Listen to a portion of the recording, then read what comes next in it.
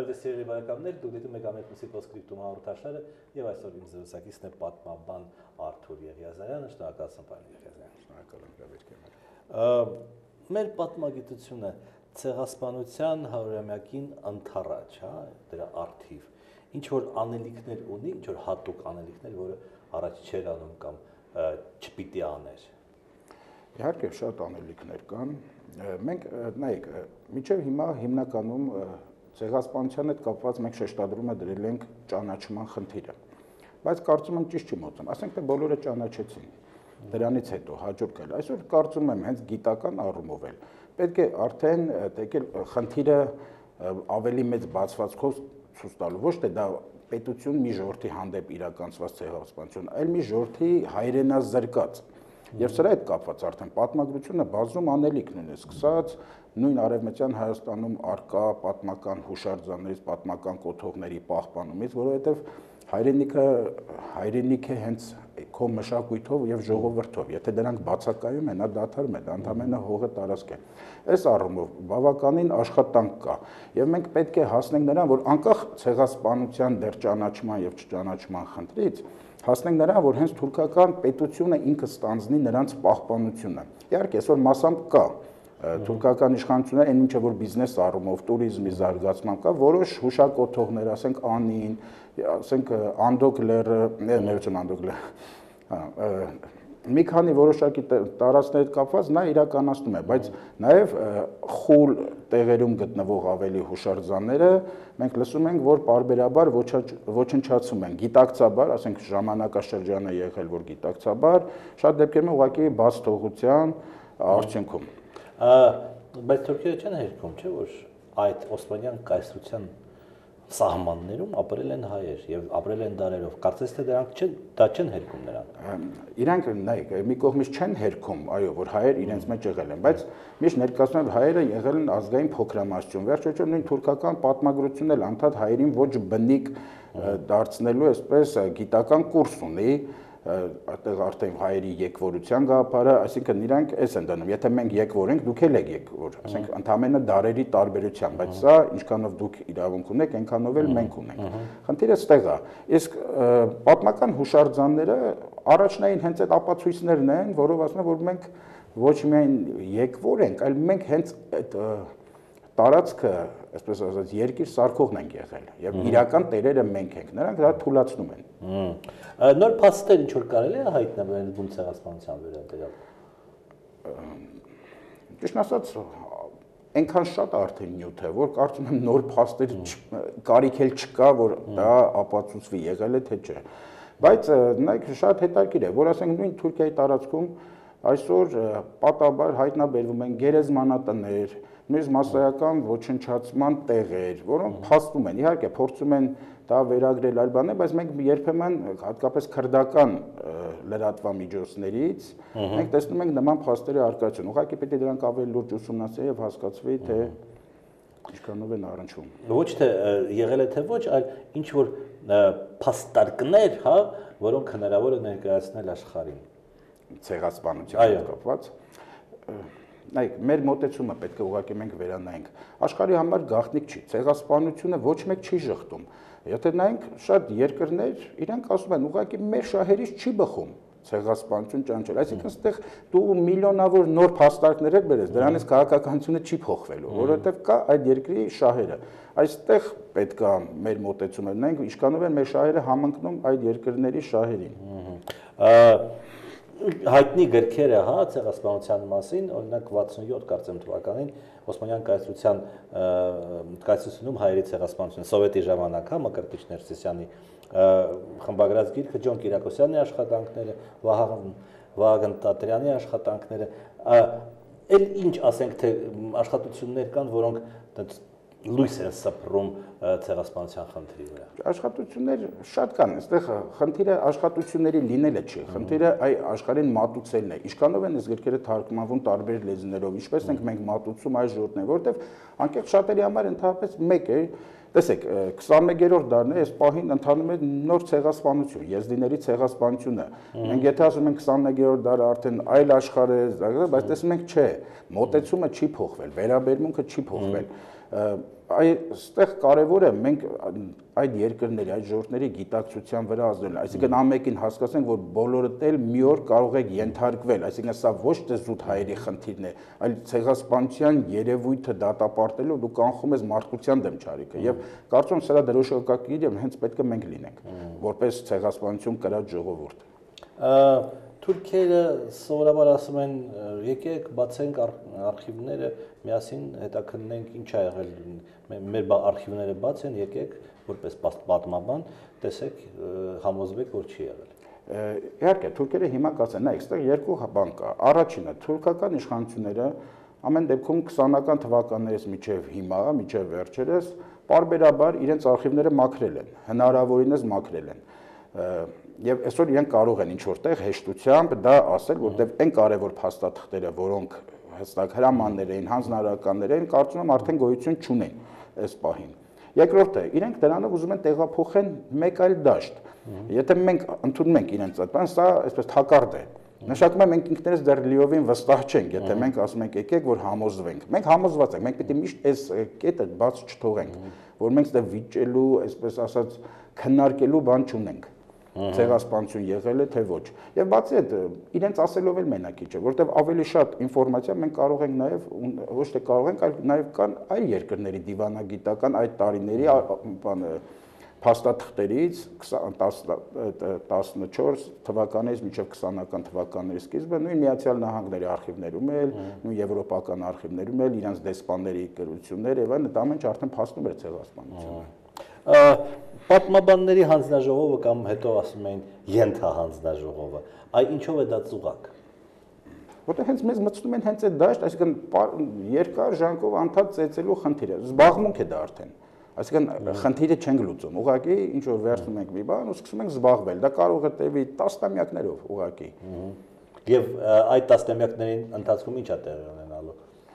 Նայեք, ամեն դեպքում ցանկացած իշխանություն իր ժամանակում ինքը փորձում է խնդիրը գցել մի կողմ։ Բայց մենք պետք է նայենք, այո, շատ ճիշտ հարցադրում է, տասնամյակների ընթացքում ինչ է լինում։ Ամեն դեպքում ժամանակը ի օգուտ մեզ չի խոսելու այս ամենը, որտեղ ցանկացած ինֆորմացիա հնանալով, բանը կորցնում է իր այժմիականությունը, եւ դրանց մենք ինչքան էլ պատեցենք, ոնց որ մարդիկ ասում են, լավ, հաշտվեք, դա շատ վաղուց եղած ինչ որ բան է։ Այսօր համակերպվեք, փորձեք իրար լեզու գտնել, այսինքն այս մոտը եւ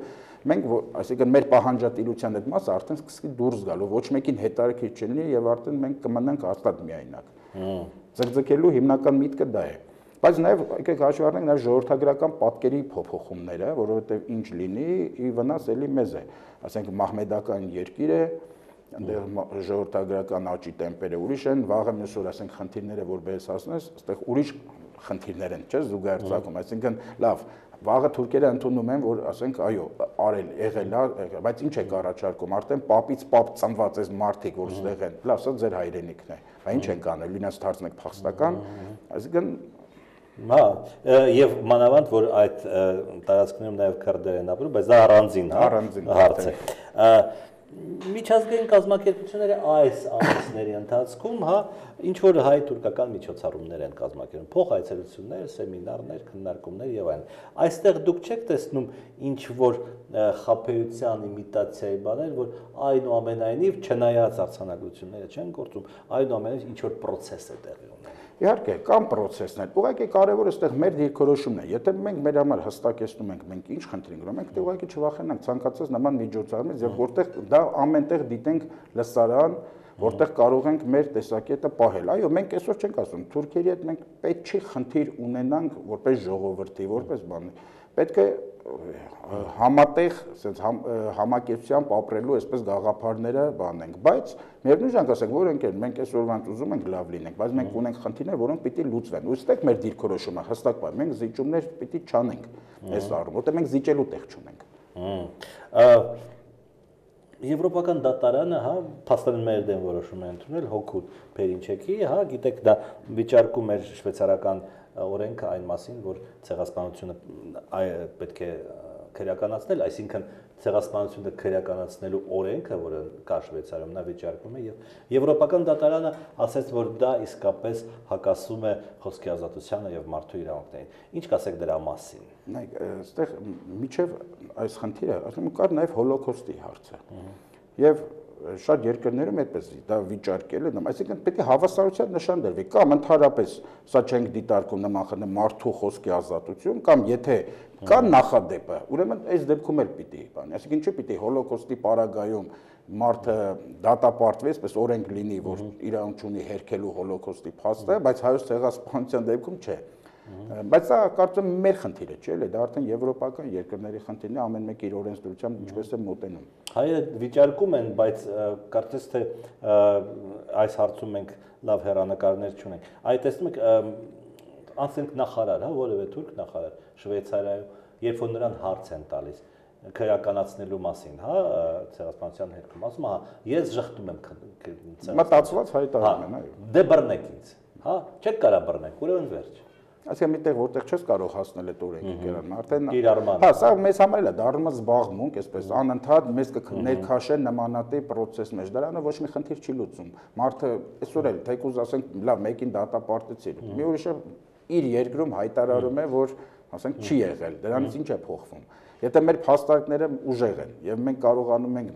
նորմալ, այսպես մատուցել, այդտեղ կարևոր չի ով ինչ ասես, մեկը հերքել, բնականաբար, մեկը ընդունում է, մեկը չի ընդունում։ Մեկը օբյեկտիվորեն չի ընդունում, նրա համար որտեվ ինքը այդպես է դաստիարակվել, այդ ինֆորմացիայի տակը, մեկը կանխամտածած որոշակի լավ էլ գիտի, որ եղել է ցեղասպանության բան, բայց դրանից մեզ ոչինչ։ Սա գիտեք ինչա, մեզ մտնում է մի հատ ինչ որ